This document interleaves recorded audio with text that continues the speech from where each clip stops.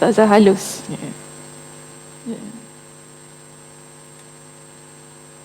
Ni okey? Saya tulis? Okey? Nampak juga? Nampak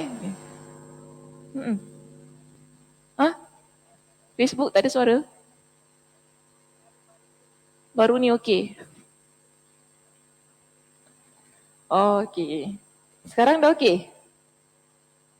Feedback dekat ni, dekat komen, semua okey? Itu tandanya suruh datang masjid. Technical issue, yes. Itu maknanya kena datang masjid ya, orang-orang di rumah. Cakap awak sikit dah, cukup kuat dah Kak Aisyah. Saya pakai mic tau. Sila datang ke masjid. Nak belajar dengan Saudara Sakinah, datang ke masjid. Suara clear.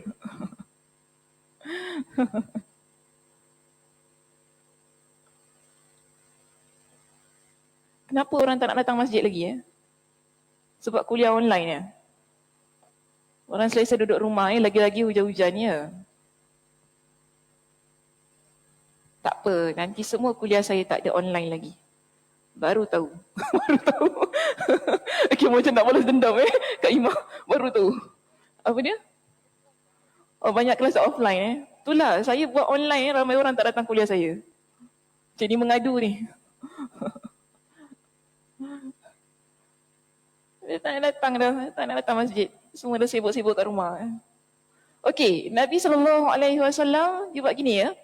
Bila hantar Muaz bin Jabal pergi berdakwah, ada pesanan. Okay, Nabi hantar dia kepada ahli kitab. Ahli kitab ni siapa? Di kalangan Yahudi. Okey? Di kalangan Yahudi. Jadi, pertama sekali Nabi pesan kepada Muaz, perintahkan mereka supaya apa tadi? Syahadah. Okey. Iaitu ada penyaksian kan? Maknanya kita ajak masuk agama Islam. Bila dah masuk agama Islam, barulah pergi kepada yang kedua. Solat kan? Maknanya kita panggil berperingkat-peringkat. Kita tak kata, awak masuk Islam, awak kena solat, awak kena bayar zakat, semua dia tak masuk sekelupuk gitu. Tapi di sini maknanya dia berperingkat-peringkat. Setelah mengucap 2 kalimah syahadah, kita suruh solat dulu. Sebab Nabi kata apa? Fa in ata'uhum. Jika sekiranya mereka taat kepada kamu, maknanya kalau mereka dah solat, mereka dah solatnya baik, bagus kan? Baru kita pergi yang ketiga. Ketiga apa? Bayar zakat. Bayar zakat dengan solat, mana satu lebih utama? Solat. Sebab apa tak semua orang ada kata ciri-ciri ataupun syarat-syarat yang melayakkan dia untuk bayar zakat. Tapi kalau solat, siapa pun dia wajib untuk melaksanakan solat itu. Baik. Kemudian bila Nabi kata tentang bayar zakat ini ya, Nabi ingatkan, bila mereka dah jadi orang yang bayar zakat, Nabi kata ambil harta mereka itu dengan cara yang baik. Kita tak boleh paksa, kan? Dengan kata lain begini, Nabi nak ingatkan kepada kita, kalau orang tu memang dia memiliki kelayakan untuk bayar zakat, itu masih lagi terulang pada diri dia. Maksudnya, kalau dia nak bayar, dia bayarlah. Kalau dia tak nak, dia tak nak. Maksudnya gini, kalau dia tak nak bayar, dosa, kan? Kalau dia bayar, alhamdulillah dia ikut, dia taat kepada perintah tersebut. Jadi sebab tu Nabi pesan, jangan kita main ambil je harta orang tu. Sebab tu tadi Nabi kata, wa iyyaka fa iyyaka wa qara'ima amwalihim. Hendaklah engkau berhati-hati dengan harta orang itu. Jadi kita tak boleh, awak tak bayar zakat, kita ambil terus harta dia. Dia tak boleh sedemikian. Sebab tu Nabi pesan kepada Muaz, jangan kasar ketika nak minta orang bayar zakat itu tadi. Baik, so kita ada 3 ya, tentang apa yang disebutkan oleh Nabi SAW ataupun kita panggil sebagai pesanan yang disebutkan oleh Nabi SAW kepada Muaz bin Jabal ketika Nabi menghantar dia pergi berdakwah. Baik, bila kita lihat hadis nombor 122 di situ ya Muslimah, lihat muka surat 455. Dalam hadis 122 sebenarnya sama. Cuma, bezanya dalam hadis ini menyebutkan kepada kita secara spesifik di mana ataupun ke mana Nabi hantar Muaz ini. Kerana kalau kita lihat di situ, ia sebutkan anna Nabiyya sallallahu alaihi wasallam ba'atha Mu'adzan ilal Yamani. Kalau dalam bahasa Melayu tu dia kata bahawasanya Nabi sallallahu alaihi wasallam telah mengutus Muaz ke Yaman. Tadi dalam hadis 121 tak sebut. Tak sebut ke mana. Cuma kata hantar Muaz pergi berdakwah, itu saja. Tapi bila kita masuk hadis 22, menunjukkan kepada kita tempat yang sebenarnya Nabi hantar Muaz. Iaitu Nabi hantar dia ke mana? Yaman. Baik, bila kita lihat hadis 123, hadis 123 masih lagi mengekalkan lafaz yang sama. Cuma ada sedikitlah perbezaan di situ. Di mana dia kata masih lagi hantar Muaz ke Yaman, Mu'azan ilal Yamani, cuma ada dengan lafaz-lafaz yang berbeza tapi maksudnya sama. Okey, kita baca sedikit di mana Nabi SAW setelah menghantar Muaz ke Yaman, ketika menghantar Muaz ke Yaman, Nabi kata kepada dia, innaka taqdamu ala qaumin ahli kitabin. Jadi pesanannya sama, Nabi ingatkan, engkau dihantar ataupun engkau akan menuju satu kaum di mana mereka itu kita panggil dia sebagai ahli kitab. Falyakun awwala ma tad'uuhum ilaihi ibadatullahi azza wa jal. Jadi Nabi ingatkan kepada Muaz, jadi pertama sekali yang kau perlu dakwahkan kepada orang-orang ahli kitab ini ataupun mereka semua itu ialah tentang ibadah kepada Allah. Ibadah kepada Allah. Jadi Nabi kata fa idza arafullah, jadi bila mereka itu dah kenal Allah, fa akhbirhum anna Allah farada alaihim khamsa salawatin fi yaumihim wa lailatihim. Jadi pertama ni bila kita nak berdakwah, Nabi ajarkan kepada Muaz, dan kita ni sebagai muslimah ni kena ambilnya sebagai satu keprihatinan kita lah. Dia tak kira sama ada kepada muslim ataupun non-muslim. Kita ramai juga muslim lah, tapi kadang-kadang masalah kan. So sekarang kita ni bila nak berdakwah, pertama sekali kita kena kenalkan mereka tentang Allah. Iaitu Tuhan yang Maha Esa, Tuhan yang menciptakan. Dia beriman kepada kekuasaan Allah Subhanahu Wa Taala. Itu yang kita panggil sebagai syahadah tadi. Sehingga orang itu dia mengucap 2 kalimah syahadah setelah dia kenal kepada Allah Subhanahu Wa Taala. Jadi Nabi kata, bila mereka dah kenal Allah, jadi orang-orang yang kita dakwah tadi dah kenal Allah, mereka mengucap 2 kalimah syahadah itu tadi, kan? Barulah kita beritahu tentang solat 5 waktu. Solat 5 waktu. Jangan cakap pasal sunat dulu ya, takut orang. Kita kadang pun agak-agak kan. Kau masuk Islam kena sunat tau. Apalah ya Allah, takut-takutkan orang. Itu dulu yang diingatkan kat orang tu. Saja kena manusia ni. Pelik-pelik perangai. Nabi kita nampak di sini, Nabi tak diingatkan benda-benda macam tu kan? Nabi tak ingatkan, oh kena ni lah, kena tu, tak ada. Tapi yang pertama, yang Nabi SAW ingatkan ialah kenal Allah dulu. Setelah kenal Allah, baru kedua, kita sebut di situ, Nabi perintahkan solat 5 waktu. Sehari dan semalam. Baik, setelah itu, Nabi kata kepada Muaz, فَإِذَا فَعَلُوا, jika mereka buat, maknanya bila mereka nak solat, mereka mendirikan solat 5 waktu itu tadi, okay, فَأَخْبِرُهُمْ أَنَّ اللَّهَ قَدْ فَرَضَ عَلَيْهِمْ زَكَاةً. Maka beritahu kepada mereka, maklumkan kepada mereka bahawa Allah Subhanahu Wa Taala mewajibkan ke atas mereka dengan membayar zakat. Tu'khadhu min amwalihim, yang mana harta itu ataupun bayaran tersebut diambil daripada harta-harta mereka. Faturaddu ala fuqaraihim, maka diberikan, setelah kita ambil harta itu, kita berikan kepada para fakir miskin yang ada di kalangan mereka.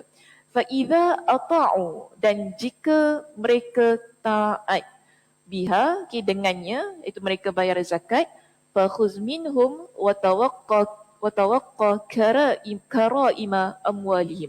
Jadi apabila mereka telah mentaati, mereka bayar zakat, maka ambillah dari mereka harta itu tadi dengan cara yang baik dan berhati-hatilah.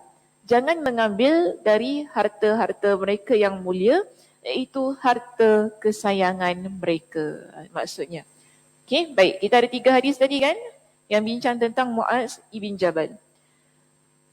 Di awal syarah hadis ini ya, kita lihat di situ tafsir hadis 121 hingga 123 terangkan kepada kita tentang sanad. Sanad ni maksudnya rantaian perawi. Sebelum tadi kita baca hadis tu kan, kita ada baca nama-nama orang. Nama-nama orang ni kita panggil sebagai sanad. Jadi di sini Imam An-Nawawi dia terangkan kepada kita tentang rantaian sanad ataupun rantaian perawi yang terkandung di dalam sanad ini. Iaitu pertama kita lihat. An Abi Ma'bad an Ibni Abbas an Mu'adh qala Abu Bakar wa rubbama qala Waqi' an Ibni Abbas anna Mu'adhan qala.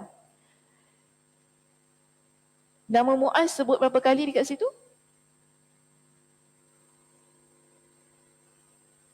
Nama Mu'az sebut berapa kali dia saya baca? 2 kali, okey. Nama Mu'az 2 kali. Sebelum nama Mu'az ada perkataan apa? Mu'az yang pertama. An. Okey. Mu'az yang kedua, Anna.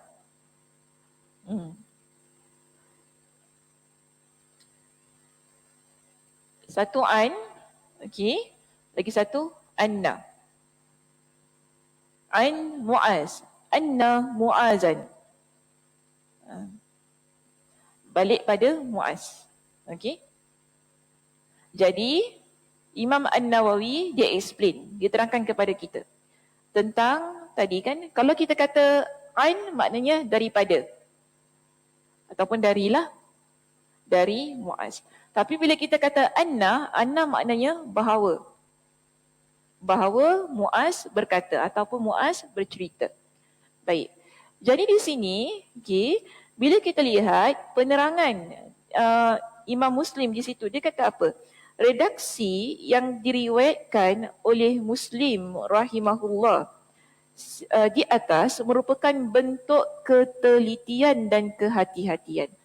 Jadi sebenarnya kalau Imam Muslim dia tak bawakan dua-dua riwayat ini pun tak jadi masalah. Sebab dua-duanya sama. Kan nak cerita bahawa hadis ini daripada Mu'az. Nak cerita macam tu. Tetapi yang Imam Muslim lihat, kenapa ada 2 sanad yang dimuatkan? Padahal maksudnya sama, untuk menunjukkan ketelitian dia dan juga kehati-hatian dia. Okay, ketika dia meriwayatkan hadis tersebut. Jadi kita lihat di sini, para riwayat, pada riwayat yang pertama, dalam bab ini, riwayat yang pertama gunakan an tadi, ain nun, an, daripada. Pada riwayat yang pertama, dalam bab ini dia berkata an Mu'adh, dari Mu'az. Sedangkan pada riwayat yang kedua, dia menggunakan perkataan anna Mu'adhan, bahawasanya Mu'az. Perlu untuk diketahui bahawa antara anna dan an terdapat perbezaan.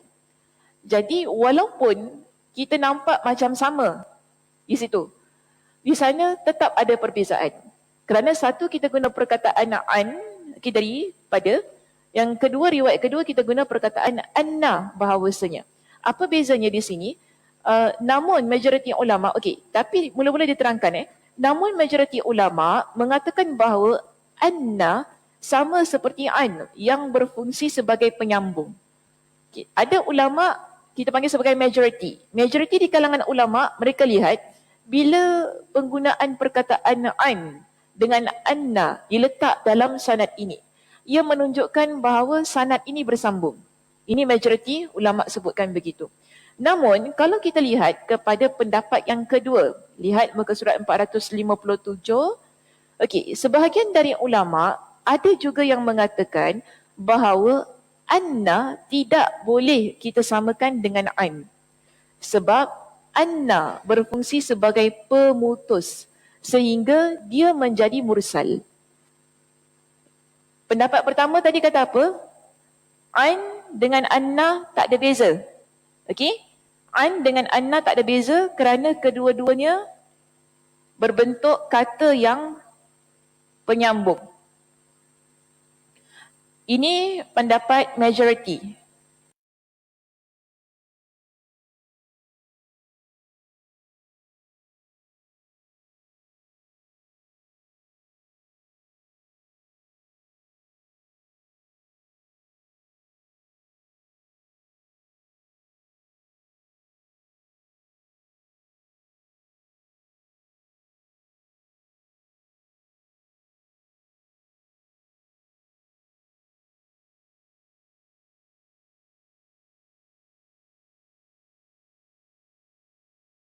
Perkataan anna. Ini pendapat yang kedua tadi.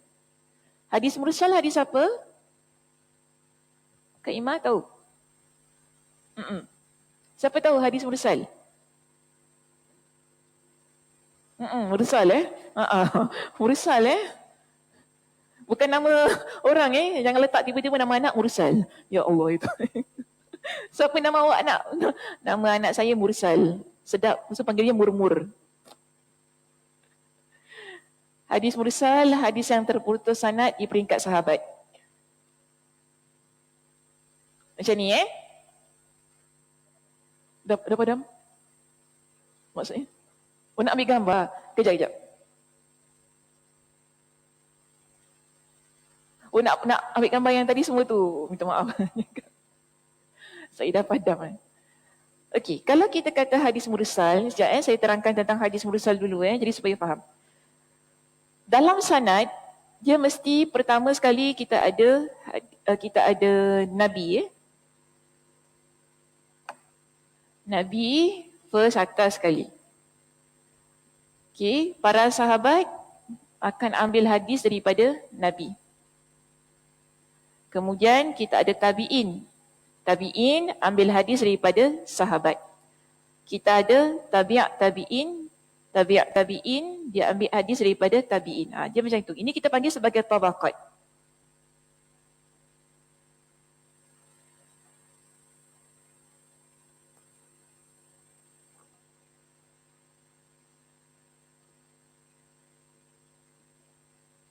Okay, kita ada tabaqat sahabat, tabaqat tabi'in, tabaqat tabi'in dan seterusnya lah sampai bawah.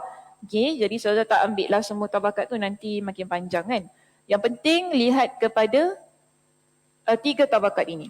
Baik, bila kita kata hadis itu dia sahih, bersambung sanad, bermakna setiap tabaqat ini ada.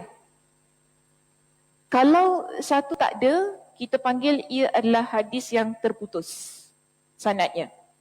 Dan hadis itu masuk kepada kategori dhaif. Tapi kalau bila kita baca nama-nama perawi itu yang menunjukkan bahawa semua tabaqat ada. Dalam satu hadis tu ada sahabat, ada tabi'in, ada tabi'in, okey dia komplit. Semua komplit. Bermakna hadis tersebut kita tak kata dhaif. Hadisnya adalah hadis yang sahih. Sebab dia bersambung sanad. Baik, tadi kita kata anna ini bila seseorang perawi dia guna perkataan anna menurut kepada pendapat yang kedua kalau pendapat yang pertama kata dia bersambung. Tapi pendapat kedua kata kalau perawi itu didapati berada dalam sebuah sanad yang mana perawi sebelumnya dia menggunakan perkataan anna, ia menunjukkan bahawa hadis itu mursal. Jadi apa maksud hadis mursal? Hadis mursal ni adalah hadis yang dhaif. Kenapa ia dhaif? Sebab apa? Hilang di peringkat sahabat. Okay, hilang di peringkat sahabat. Kita lihat gini, kenapa sahabat penting? Sebab sahabat bertemu dengan Nabi. Setiap apa ataupun setiap hadis yang kita nak dapatkan daripada Nabi, dia mesti melalui para sahabat. Sebab para sahabat yang duduk dengan Nabi, mereka bertemu dengan Nabi, mereka dengar secara langsung daripada Nabi SAW. Tabi'in, mereka tak bertemu dengan Nabi. Okey. Jadi, kalau mereka tak bertemu dengan Nabi, macam mana mereka boleh dengar apa yang Nabi sebutkan? Kemusykilannya sekarang, bila seorang tabi'in terus direct kita nampak dia ambil daripada Nabi, yang kita muskilkan adakah hadis itu betul dia dengar ataupun memang dia yang create ucapan tersebut. Itu yang menyebabkan di kalangan ulama hadis mereka bimbang.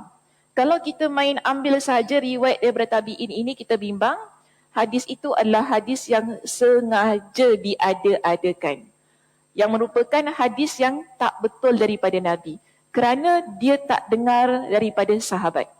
Sebab itu kita panggil hadis ini mursal. Terputus sanadnya di peringkat sahabat. Terputus di peringkat sahabat. Maksudnya daripada tabi'in terus naik kepada Nabi SAW. Baik, jadi pendapat kedua tadi kata apa? Bila hadis ini dia menggunakan perkataan anna, bermakna hadis ini adalah hadis yang mursal. Di mana terputusnya sanad itu di peringkat sahabat. Baik, kita lihat sekali lagi pada penerangan itu tadi. Dalam kitab kita.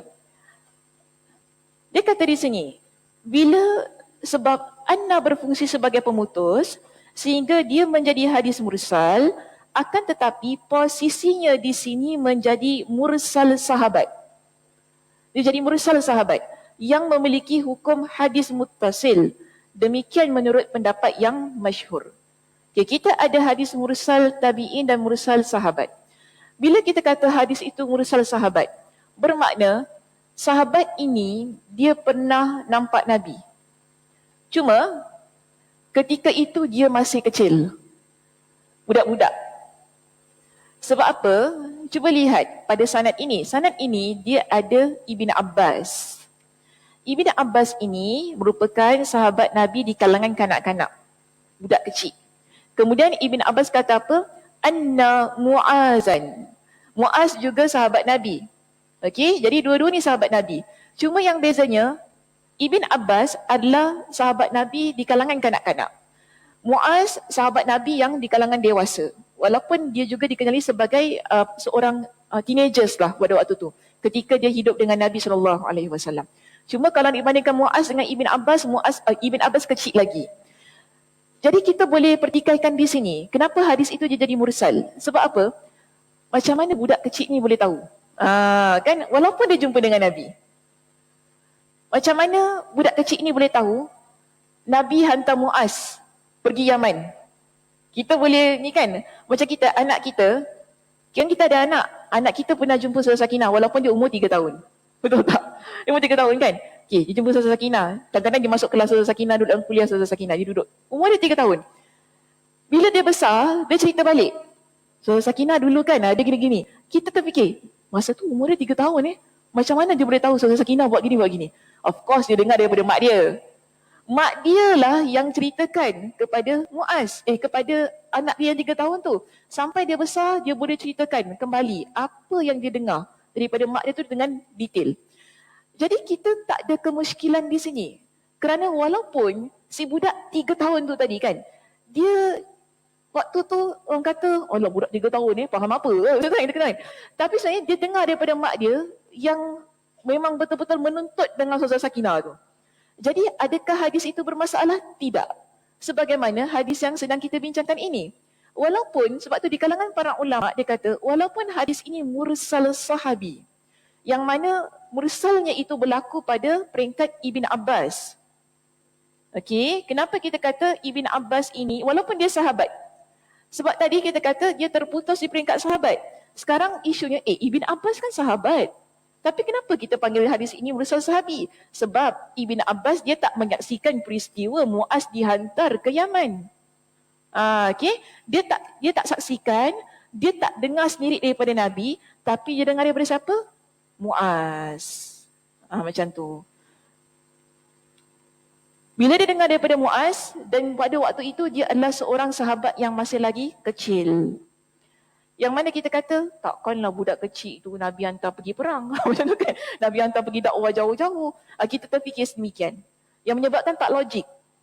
Kalau Ibn Abbas, dia menyaksikan peristiwa itu, dan kemudian dia dapat ceritakan dengan detail apa yang Nabi SAW ucapkan tentang syahadah, tentang solat 5 waktu tadi, dan juga tentang bayar zakat.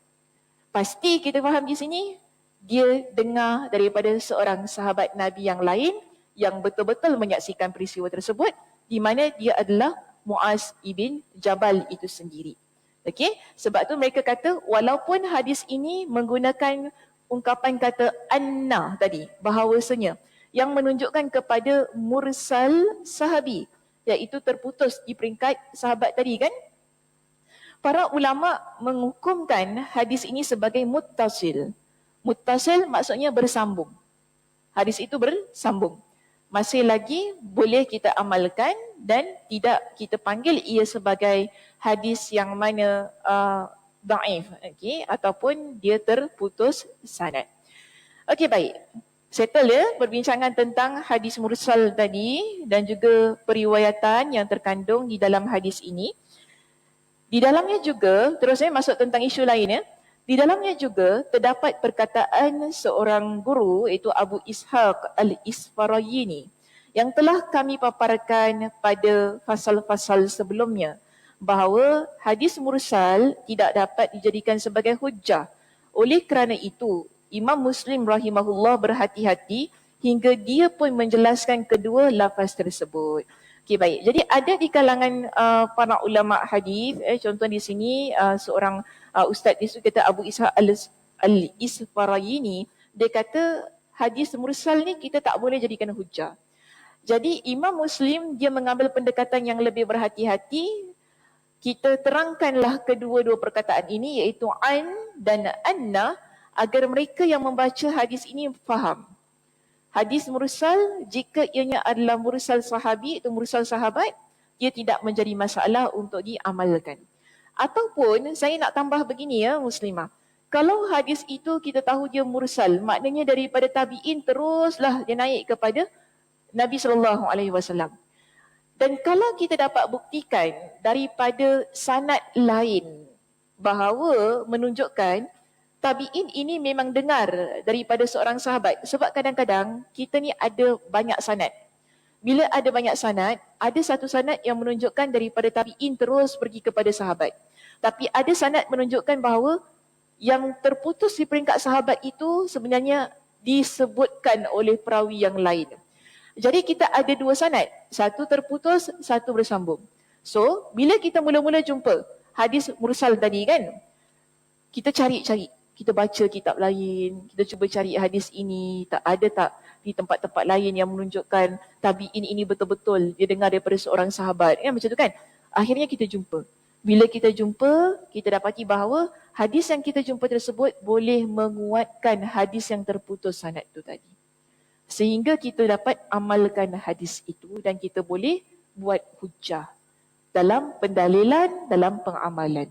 Okey, jadi begitulah ya sebenarnya kita menggunakan hadis Nabi SAW yang mana asalnya kita dapati ianya adalah hadis yang daif. Okey, baik. Seterusnya di sini pada perenggan yang berikutnya. Dalam sanad di atas disebutkan nama Abu Ma'bad.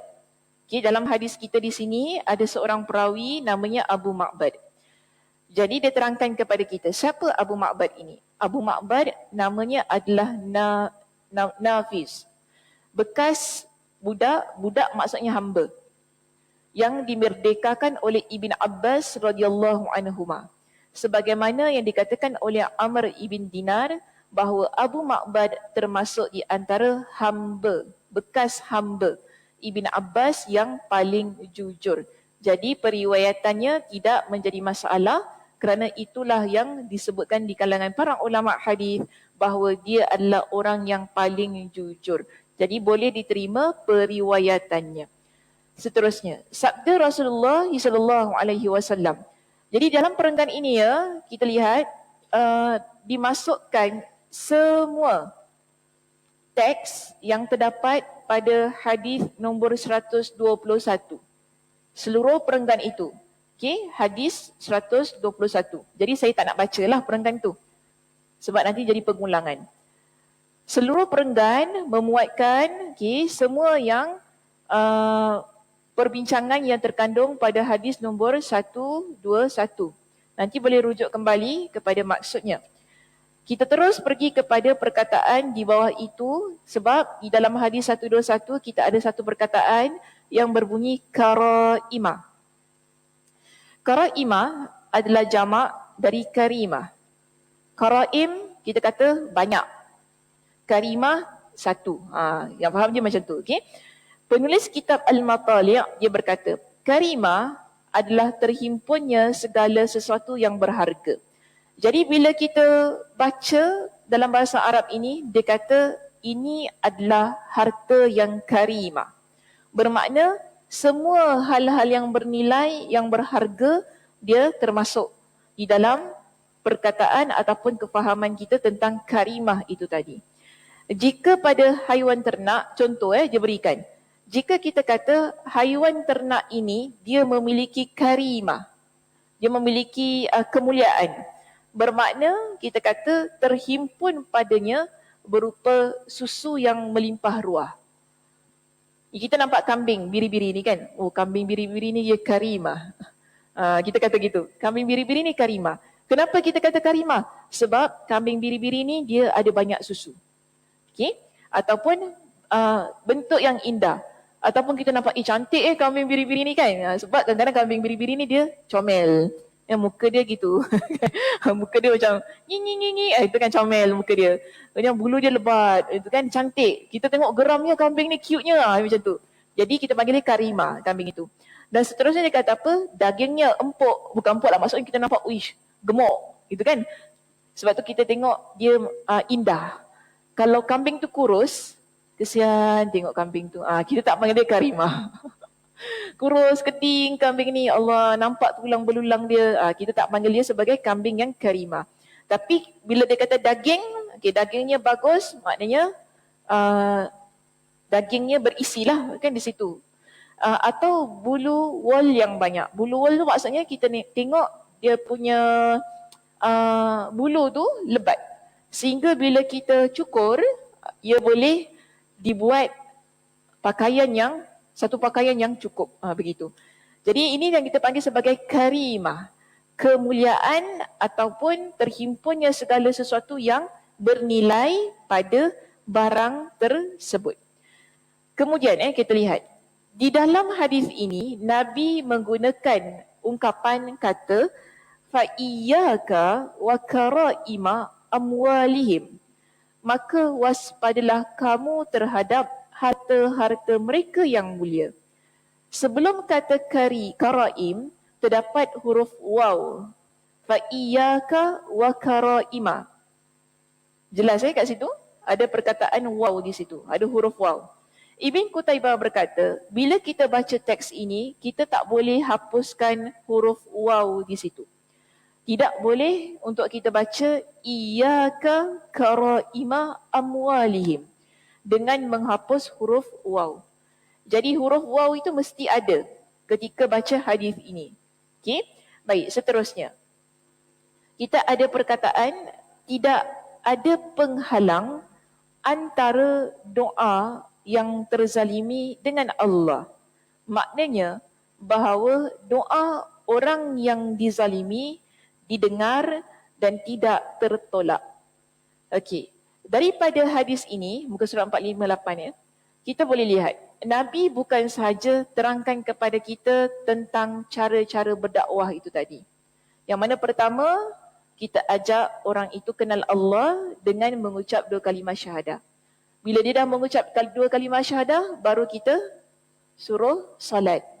Setelah solat itu, bila dia buat solat, baru kita beritahu dia tentang membayar zakat. Bukan tentang 3 ni saja, tapi Nabi nak ingatkan kepada kita tentang doa orang yang dizalimi. Ini dalil dia. Kalau ada orang tanya kita, apa dalil kalau orang yang dizalimi itu dia berdoa, Allah kabulkan doa dia, ini hadisnya. Hadis nombor 121 itu tadi. Okey.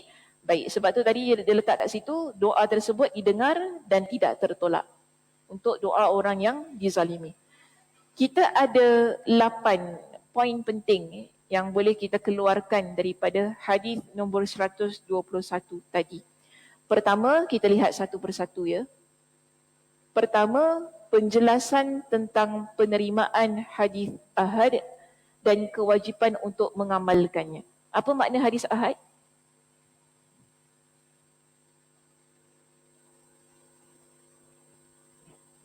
Apa makna hadis ahad?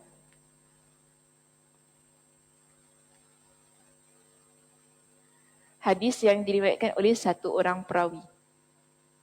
Satu orang aja yang riwayatkan hadis itu. Okay, tak kira dalam tabaqat sahabat ke, tabi'in ataupun tabi'in. Maknanya dalam peringkat itu hanya satu perawi je yang riwayatkan. Ini maknanya kita panggil sebagai hadis ahad. Hadis ahad ni kadang-kadang dipertikaikan. Sebab apa? Dia tak ada kawan lain menjadi saksi di atas periwayatan itu. Dia seorang saja kan dekat situ kan.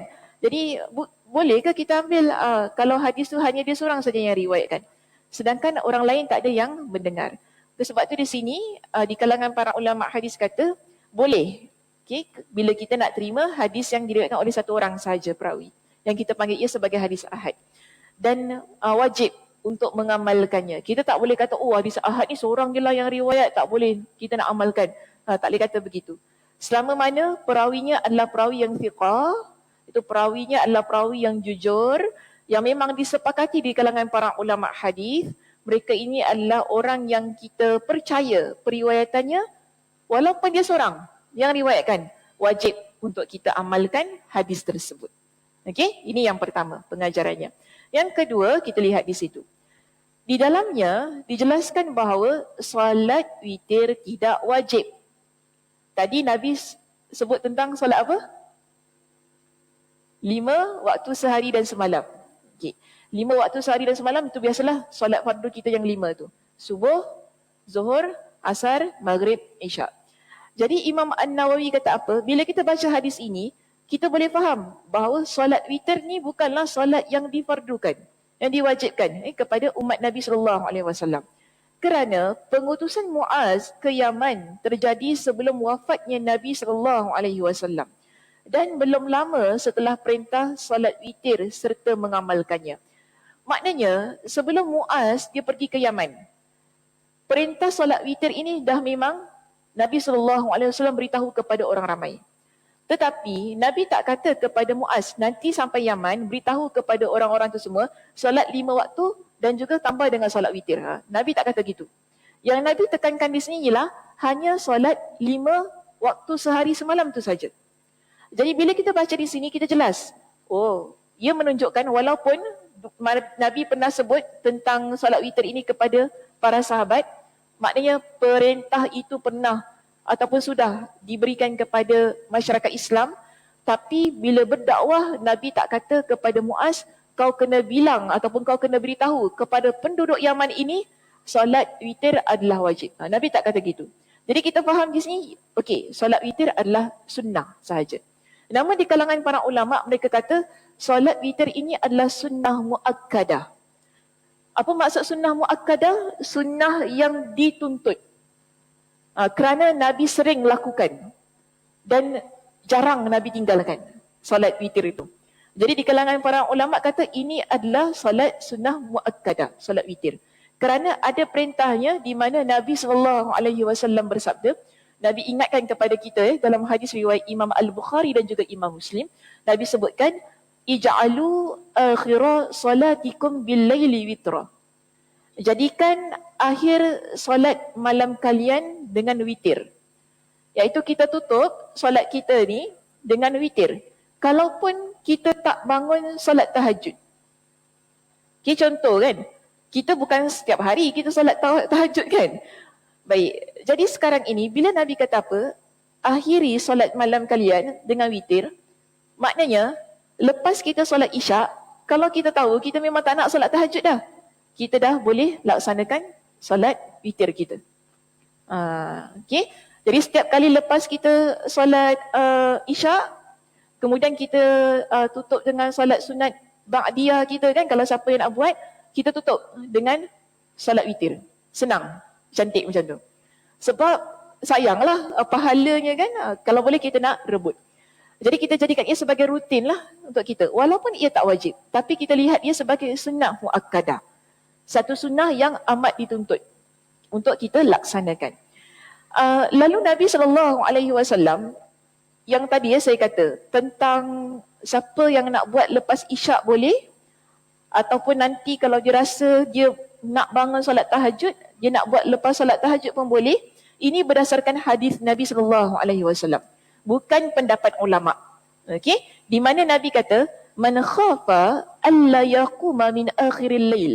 Siapa yang dia bimbang nanti malam tak bangun untuk tahajud kan? Maka falyutir awwalah. Hendaklah dia berwitir di awal malam. Awal malam ni maksudnya lah setelah kita melaksanakan solat isyak. Itu maksud awal malam. Sebab tu kita tarawih lepas solat isyak. Dia awal malam. Dan kita masukkan solat tarawih ini sebagai solat malam kita. Qiyamul Lail. Kenapa tak buat pukul 3 pagi? Bayangkan masjid semua buat tarawih pukul 3 pagi. Kosonglah masjid. Dia penuh Kak Imah. Tapi Ramadan pertama tu. First night of Ramadan je penuh. So orang semangat tu. Tapi kita tak buat tarawih tu 3-4 pagi. Tak. Kita buat di awal malam. Lepas solat isyak. Jadi di sini kita lihat. Nabi ingatkan kepada kita. Kalau kita bimbang, kita tak boleh bangun untuk tahajud. Ataupun solat malam kita. Jadi apa yang kita buat? Nabi kata, "Falyutir awwalah." Hendaklah kalian berwitir, melaksanakan solat witir itu pada awal malam. Iaitu selepas solat isyak kita. Tapi Nabi ingatkan, "Waman tami'a ayyaquma akhirah." Siapa yang mana dia confident ataupun keinginannya begitu kuat untuk dia bangun di waktu akhir malam tu. Yang kadang kita nak bangun mungkin setengah jam sebelum solat subuh kita kan. Ini okey lagi. Bukan 3 pagi lah, tak semestinya 3 pagi. Dia yang penting sebelum masuk waktu subuh kita. Kita sekarang subuh pukul apa tadi? 5 lebih kan? Betul tak? 5:38. Okay, 5:38. So kita nak bangun pukul 5. Kan kita kata, saya nak bangun pukul 5 lah. Jadi nak witir lepas isyak ke ataupun pukul 5? Pukul 5 lah kita pilih. Itu lebih baik. Sebab apa? Sebelum itu kita nak buat solat sunat tahajud kita. Kan? Kemudian kita tutup dengan solat witir tadi. Barulah masuk waktu subuh. Kita mungkin sebelum itu kita nak buat solat sunat. Baru kita masuk solat subuh kita. Jadi dia punya aturannya sedemikian. Kalau kita betul-betul confident, kesungguhan kita mantap, kita boleh bangun pukul 5 pagi. Okay, bangun pukul 5 pagi. Okay, yes. Kita tak perlu nak buat solat witir tu selepas solat isyak. Okay, tak perlu nak buat lepas solat isyak. Maknanya bangun pukul 5, solat tahajud 2 rakaat, terus tutup dengan witir 1 rakaat. Senang. Baru tunggu solat subuh. Sedemikian. Tapi kalau rasa kita tak boleh bangun, sayanglah ya, buat lepas solat isyak. Orang kata sebagai cara untuk kita berhati-hati. Tapi lepas buat solat isyak, kalau bangun pukul 5 nak buat lagi tak? Tak perlu. Sebab Nabi kata apa? Tidak ada 2 witir dalam satu malam. Itu sunnahnya. Okay, tidak ada 2 witir dalam satu malam. Jadi adakah kita kata, habis tadi lepas isyak dah tutup dah Ustazah, takkan nak buka balik? Kadang-kadang soalan pun tak agak-agak kita jemaah. Maksudnya takkanlah nanti bangun tahajud dah tak boleh buka balik lah. Dia bukan pasal tak boleh buka balik ataupun tak boleh nak buat solat tahajud dan sebagainya. Dia macam ni sajalah. Kalau kita tadi dah buat witir itu selepas isyak, maka dah lepas isyak sajalah. Tak perlu lagi kita nak ulang selepas kita buat solat sunat tahajud. Maknanya bangun itu buat solat sunat tahajud dah sudah. Tak perlu kita nak ulang lagi, nak tutup lagi dengan witir. Sebab apa? Kita dah buat tadi semasa selepas solat isyak tersebut. Jadi dalam hadis-hadis Nabi SAW yang lain, kita lihat tadi saya dah terangkan tentang kebimbangan kita, tak dapat bangun di akhir malam. Jadi kita boleh buat di awal malam tadi kan, iaitu setelah solat isyak. Hadisnya riwayat Imam Muslim. Kemudian rakaatnya, kalau kita nak bincang tentang rakaatnya, di dalam hadis riwayat Imam Abu Daud dengan sanad yang sahih, Nabi SAW, Nabi sebutkan tentang beberapa rakaat yang boleh kita lakukan untuk solat witir ini. Solat witir ni kena ingat dia solat ganjil. Jadi bila kita buat, rakaatnya, bilangannya juga ganjil. Sama dengan maksud witir itu tadilah. Dalam hadis riwayat Imam Abu Daud dengan sanad yang sahih, Nabi pesan kepada kita, al-witru haqqun ala kulli muslim. Solat witir ini dia hak ataupun dia merupakan kewajipan bagi setiap Muslim. Sebab tu ada di kalangan mereka yang berpendapat solat ini dia wajib untuk setiap Muslim kerana hadis ini. Tapi bukan kita panggil sebagai kewajipan sebagaimana solat fardu. Maksud hakun di situ ialah yang amat diutamakan. Okay. Jadi bila kita baca hadis ini, kalau kita baca terjemahannya, mereka kata al-witru haqqun ala kulli muslim. Witir itu adalah kewajipan ke atas setiap Muslim. Bukan maksudnya wajib sebagaimana solat 5 waktu. Bukan gitu. Tapi maknanya ialah satu solat sunat yang amat dituntut ke atas setiap daripada mereka yang bergelar Muslim. Jadi Nabi kata apa? Faman ahabba ayyutira bi khamsin falyaf'al. Siapa yang dia nak buat solat sunat witir ni 5 rakaat, dipersilakan. Ganjil kan? 5 rakaat. Kemudian Nabi kata, waman ahabba ayyutira bi thalathin falyaf'al. Siapa yang dia nak buat solat sunat witir 3 rakaat, dipersilakan. Ganjil juga ya, 3 rakaat. Tapi kalau kita rasa 5 tak boleh, alah banyak sangat lah 5 tu ya. 3 rakaat, banyak lah 3 rakaat, so tak nak lah. Okey, Nabi kata gini, waman ahabba ayyutira bi wahidatin. Siapa yang dia nak buat 1 rakaat, falyaf'al, maka dipersilakan untuk buat 1 rakaat. 1 rakaat susah ke? Itu saya tak tahu nak cakap apalah. Ustazah banyak sangat lah, setengah boleh? Tak ada maknanya. Tiba-tiba ya tanya saya, Ustazah witir boleh buat setengah rakaat tak? Awak nak buat setengah rakaat tu macam mana? Cuba beritahu saya, setengah rakaat tu macam mana? Apa dalil nak buat setengah rakaat? Kan? Sebab saya malas sangat lah, so ngantuk lepas isyak penat kerja kan, nak tidur cepat-cepat, setengah rakaat je lah. Kita jangan macam-macam ya. Okay. Kalau Nabi kata apa, 1 rakaat je. Jangan nak buat setengah-setengah. Tak ada setengah-setengah. Tak apalah, at least buat apa, tak ada maknanya at least dekat sini.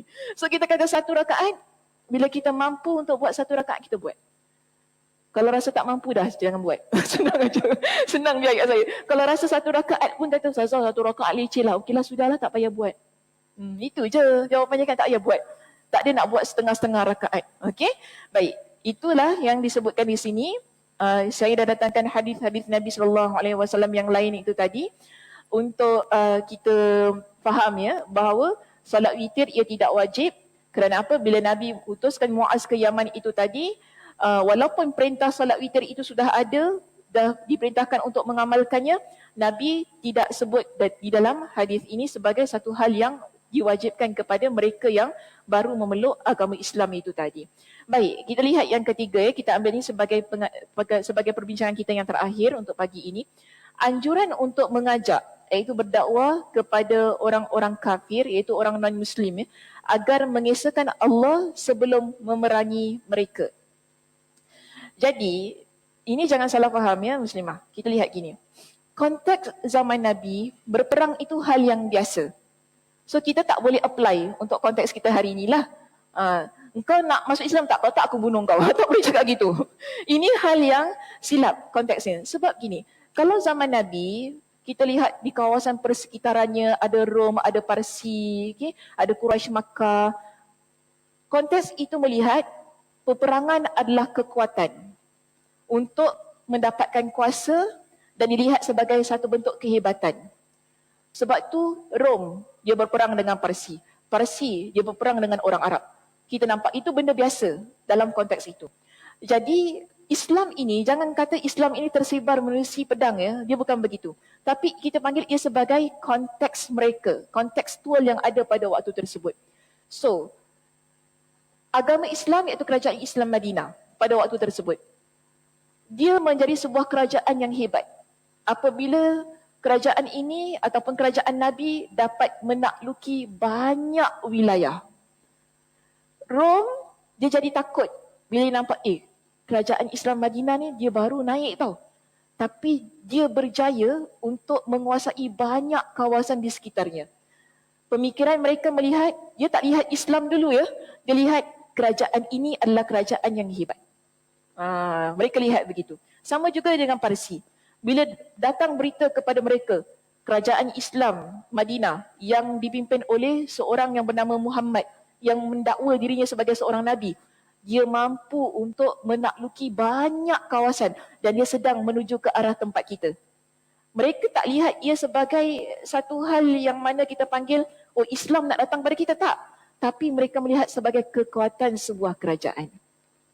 Maka sebab itu di sini, Nabi pesan kepada Muaz tu tadi, sebelum perangi mereka, maknanya sebelum melancarkan peperangan, di Yaman itu kita dakwah dulu. Kalau mereka terima, Alhamdulillah, kita tak perlu penat-penat untuk berperang di tempat itu. Jadi ini menunjukkan kepada kita bahawa sebelum peperangan pada zaman Nabi, Islam ini disebarkan bukan dengan cara paksa. Dia adalah pilihan yang diberikan kepada orang ramai. Siapa nak peluk agama Islam, dia peluk agama Islam. Siapa yang tak nak, dia tak jadi masalah. Ya. Peperangan biasanya berlaku bila kerajaan itu yang mengisytiharkan perang. Contoh, Muaz pergi Yaman. Muaz berdakwah kan. Tapi raja di Yaman tak boleh terima. Okey, kita perangi Muhammad, baru dia berperang. Dia macam tu. Nabi tak kata, kau terus perang. Tak. Bila kerajaan Yaman nak berperang dengan Nabi, barulah Nabi kata, okey, kita lancarkan peperangan. Tetapi, kalau kerajaan Yaman kata, tak apalah, kita bayar jizyah. Jizyah tu maksudnya cukai kepada kerajaan Islam Madinah. Kita tak nak peluk agama Islam, tapi kita nak bayar cukai. Kenapa bayar cukai? Sebab kerajaan Islam Madinah adalah kerajaan yang kuat pada waktu itu. Mana-mana wilayah mereka berada di bawah kekuasaan kerajaan Islam Madinah. Ya, sebab itu mereka kena bayar teks pada kerajaan Islam Madinah. Ini pun satu kadang-kadang kekeliruan ya. Kita nampak, jahatnya Muhammad suka ambil negeri-negeri orang. Bukan gitu. Kita nampak British dulu, banyak tempat ambil. Tak pula cakap British tu jahat. Betul tak? Kerajaan tu, dia punya, kenapa kita nampak dulu zaman tu berperang sana? Sebab itu bentuk kekuatan. Cuma masalahnya orang tak nampak, bila nampak Islam je orang tak nampak. Sebagaimana yang berlaku pada era British ke zaman Jepun ke apa tadi, peperangan Cina, perang semua. Mereka tak nampak. Mereka nampak, oh Islam jahat. Islam ambil semua dengan pedang. Yang lain pula tak nampak. Nampak itu kan? Jadi ini kekeliruan yang perlu diperbetulkan. Supaya kita tidak mudah mengambil pendapat-pendapat yang ingin merosakkan kebaikan agama ini. Sehingga kita pun mengaku bahawa betul lah memang Islam ini tersebar menerusi pedang. Jadi itu pendapat yang silap yang dibetulkan oleh Imam An-Nawawi tadi ya dalam kitab ini yang menunjukkan kita dalam hadis ini sendiri. Peperangan ia tidak berlaku jika sekiranya tempat itu sendiri yang tak mengisytiharkan peperangan. Peperangan ini dia berlaku apabila ada tindak balas yang tak baik. Jadi Islam dia berperang untuk mempertahankan kerajaannya dan juga untuk mempertahankan keislaman penganutnya. Okey? Baik, itu sahaja perbincangan kita untuk pagi ini. Terima kasih di atas perhatiannya. Mudah-mudahan Allah Subhanahu Wa Taala memberkati kita dan mudah-mudahan Allah Subhanahu Wa Taala memberikan kepada kita dengan kefahaman, kekuatan jiwa ya untuk terus-terusan menuntut ilmu agama terutamanya ilmu hadis ini. Okay, saya tutup dengan tasbih kafarah. Subhanakallahumma wa bihamdika asyhadu an la ilaha illa anta astaghfiruka wa atubu ilaik. Assalamualaikum warahmatullahi wabarakatuh.